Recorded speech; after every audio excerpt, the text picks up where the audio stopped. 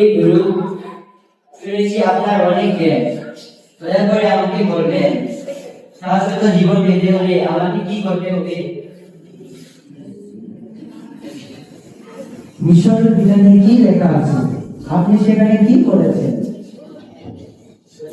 সেখানে লেখা আছে, তুমি তোমার সমস্ত অন্তঃকরণ ও সমস্ত প্রাণ, সমস্ত শক্তি ও তোমার সমস্ত মন দিয়ে তোমার প্রভু ঈশ্বরকে ভালোবাসবে আর তোমার প্রতিবেশীকে নিজের মতো ভালোবাসবে।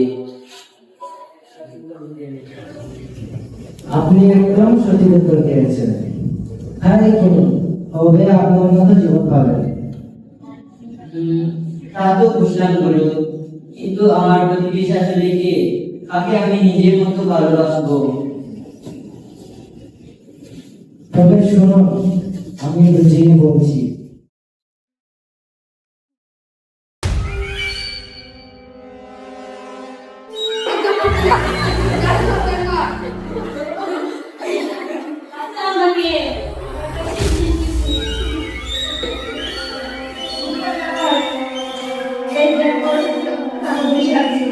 সব ফেলে দে।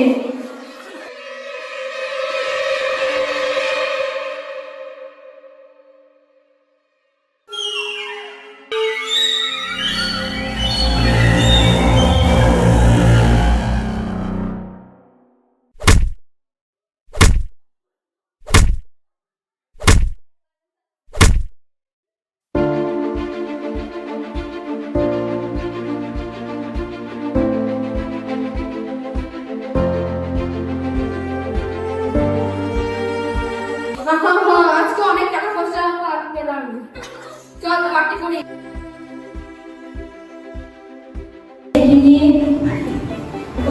বস্তা এখানে দাঁড়ালে আমার উপাসনার ময় পার হয়ে যাবে। তাছাড়া ডাকাতটা তো আশেপাশে থাকতে পারে। আগে নিজের জীবনটা বাঁচানো দরকার।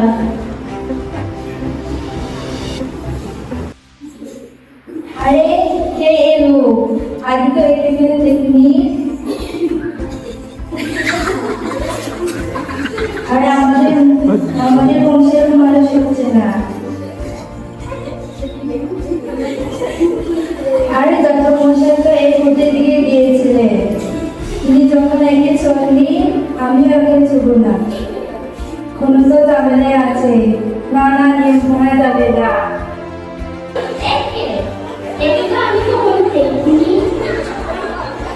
আচ্ছা, আমাকে একটু সহ্য করো।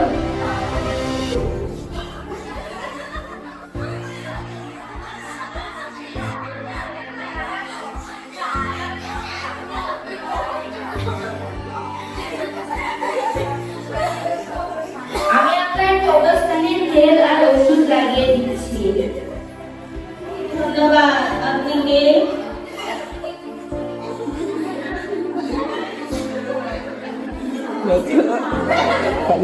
ভাই, কোনো কথাই নয়, আগে আপনার জীবন বাঁচাতে হবে।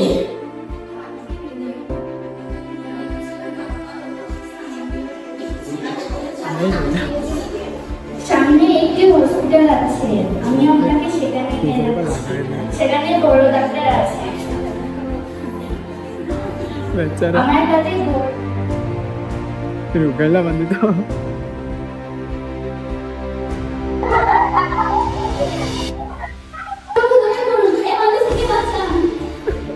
ডাক্তারটা একে মেরে রাস্তার পাশে ফেলে গিয়েছিল।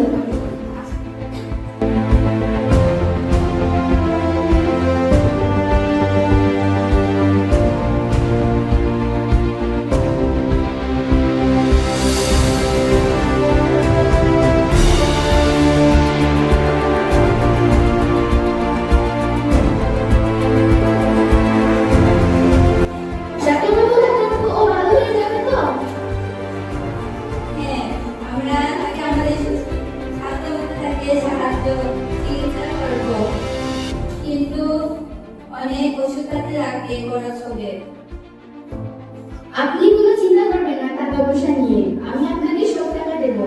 ওর চিকিৎসার যেন কোনো ত্রুটি না হয়।